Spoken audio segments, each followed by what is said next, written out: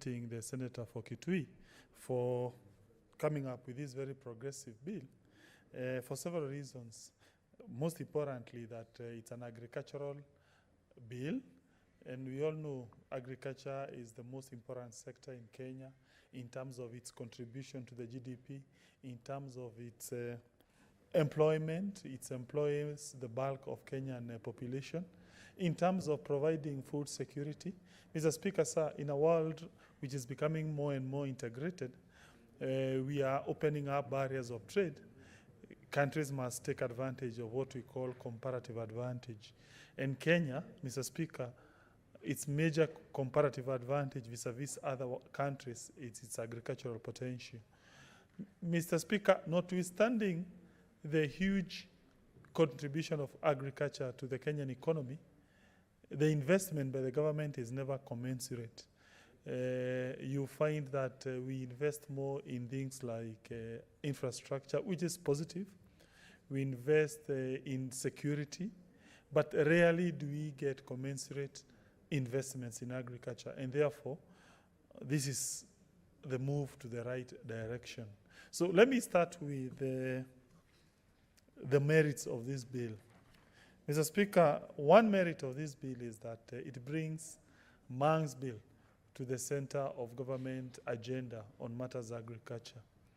Mr. Speaker, for the longest time, when we talk of agriculture in this country, concentration has been in coffee, in tea, in milk, and I think it is high time we also diversify in other areas that can can boost agriculture. And I agree with the Mang's bill now that it will get recognition. This bill will compel AFA to take into account matters Mang's beans. To me, that is important.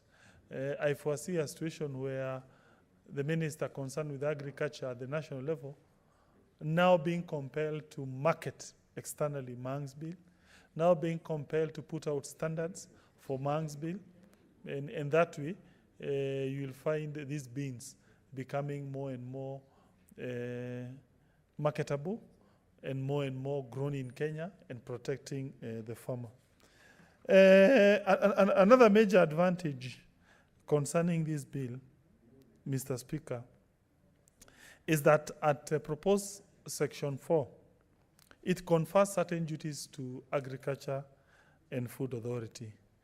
Further, at Section 5, it confers further duties on County Executive Committee, so that you have a situation where the national government is doing intervention for the growing up of this bean. Also, there is some role also given to the county government to promote the marketing of this. I'm also happy, Mr. Speaker, sir, with the proposal in proposed Section 6, which now compels the various government entities to give priority in products of Mang beans in government programs. Mr. Speaker, government usually have several programs. Let's say, for instance, the food relief. But when you look at the products that are used by government in food relief, you'll see more emphasis in beans, in maize, in rice. But I've never seen I'm not aware of a certain time where government distributed Mang bean. Just for the people who are watching out there, people want to know what is Mang bean. Mang bean is dengu. So allow me to use the term dengu for the purpose of the common mwananchi to understand. So rarely have we ever seen government distributing dengu to the wananchi. So if this law passes, you will see government purchasing dengu, taking out dengu to the wananchi, and therefore the prices will go up. We all know the importance of government in this economy. This is an economy that revolves around the government in terms of a huge allocation to the government, a huge government budget. So when government purchases dengu, then government distributes that dengu. Two things happen. Number one, the producer price will go up. You'll find farmers in Kitui and also in Murang'a. We have a huge region that has potentiality to grow dengue.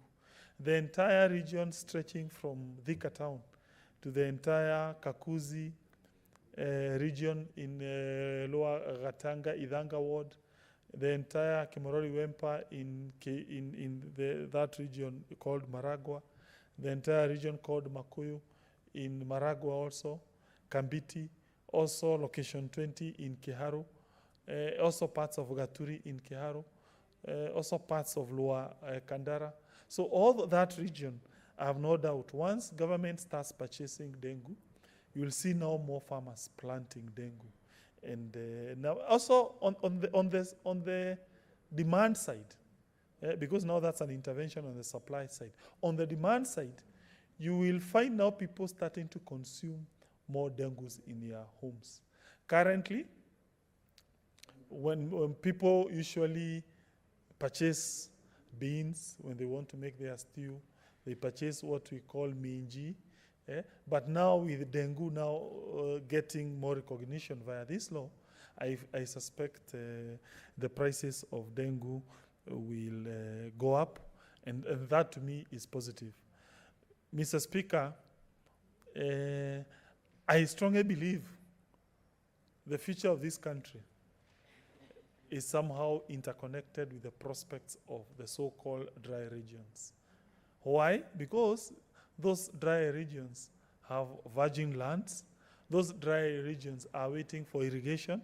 Once irrigation comes, you'll find food security will be embedded in this country. And therefore, dengue being a crop that can withstand harsh climatic conditions, it needs a lot of support. It's a crop in the so-called dry belt, and therefore, I support the philosophy underpinning this bill.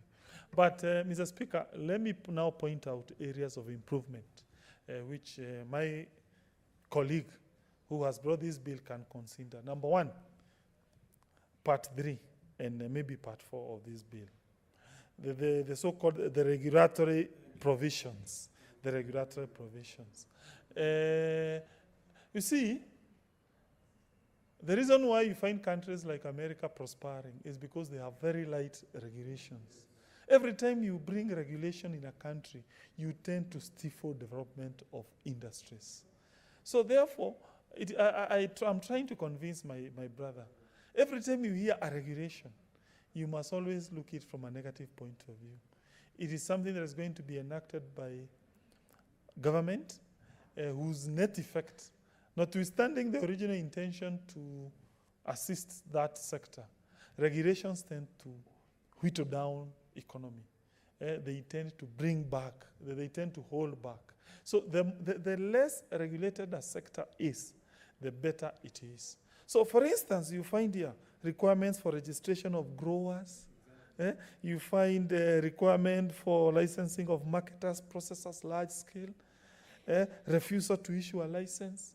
To me, that's a danger. Those are dangerous provisions from where I sit.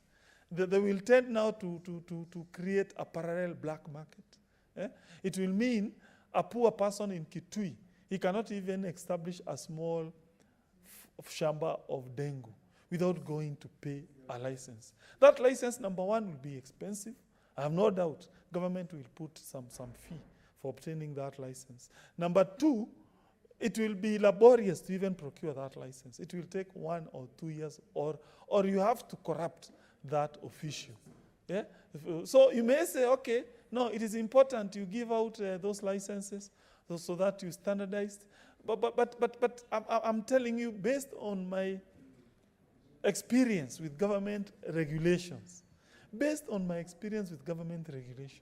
they always retard industries. Let me give you an example, my brother. Let me give you a good example. If you want to establish a hotel here in Nairobi or anywhere in this republic, how many licenses are you supposed to get from government? Almost 100. You have to pay, I don't know, you go to National Construction Authority, you get it. You go to environmental, what is it called? National Environmental Management Authority, another license. You go to public health Another license. You go to city, the county, the authority, the local authority or the county government, another license. You go to the engineers, to the builders, another license. You go to alcohol, another license. Surely. I can tell you. By the way, Mr. Speaker, I want you to bring it to attention. There's a very good write-up by a very good scholar. I think he's from Latin America. He's called De Soto. You see, De Soto has argued very persuasively that governments, how they retard economic growth in third world countries by coming up with taxes and laborious processes. Ask any person wanting to put out a factory in this country how many licenses is supposed to put up. And I can tell you, the funny thing is, they will tell you, hey, we are telling you to obtain this license. Let's say, for instance, NEMA, so that we protect the environment. The truth is, there will be no single NEMA officer who will come up to your premises. You just go to the office, you give them something, then they give you a document. No single person will come there to do anything. So in short, every time I see a regulation, my blood runs cold. Let me tell you. Every time I see a law proposing a regulation, for me, my blood runs cold. And that is why I'm a great opponent for any forms of regulation in this country. These regulations are going to retard this sector. You may say, okay, you're bringing them in good faith. You want to bring standards. But I can tell you those licenses will be conduits for corruption. Let us make this sector lightly regulated.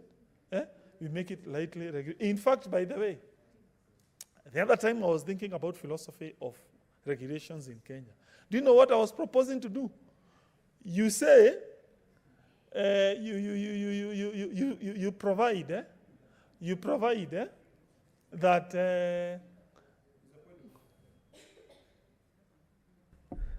What is Senator Pareno? Mr. Speaker, I happen to sit in the delegated legislature.